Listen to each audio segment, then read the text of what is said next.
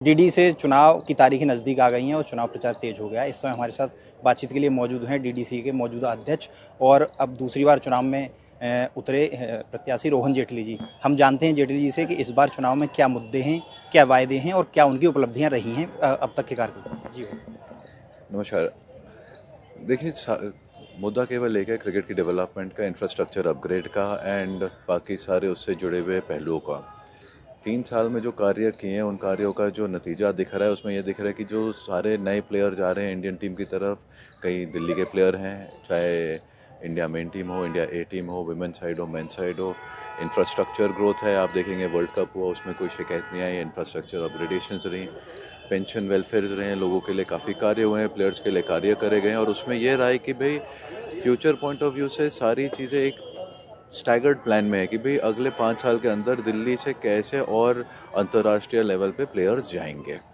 बात करी जाए इंफ्रास्ट्रक्चर की, अब एक मुहिम है कि एक नया स्टेडियम बनना चाहिए और एक नया इंफ्रास्ट्रक्चर क्रिएट होना चाहिए जिसका लाभ पूरे हिंदुस्तान के जो फैंस हैं और जो खास करके दिल्ली के यंगस्टर्स हैं उनको मिलेगा। Thank you.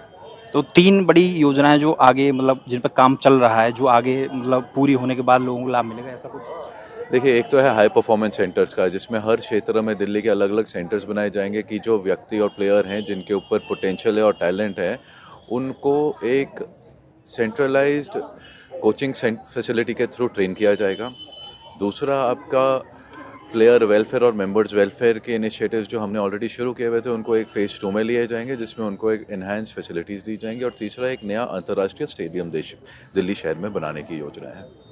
पिछली बार आपकी बड़ी जीत रही थी, अंतर ज़्यादा था और इस बार आपके सामने कीर्ति आज़ाद जी लड़ रहे हैं, तो आप कितने आश्वस्त हैं जीत को लेके, क्या कहें? देखिए, चुनाव होता है, चुनाव के नतीजे आने तक कोई फ़ायदा नहीं किस विषय के बारे में बात करने का, लेकिन हमारा काम अगर सारे मेंबर जनों को पिछले 3 साल का पाया होगा तो उनका ज़रूर आशीर्वाद मिलेगा और हम ज़रूर 3 साल इनकी सेवा करेंगे। लास्ट सवाल है, इस बार आप जब चुनाव जीतेंगे तो सबसे पहला कौन सा काम आप करना चाहेंगे?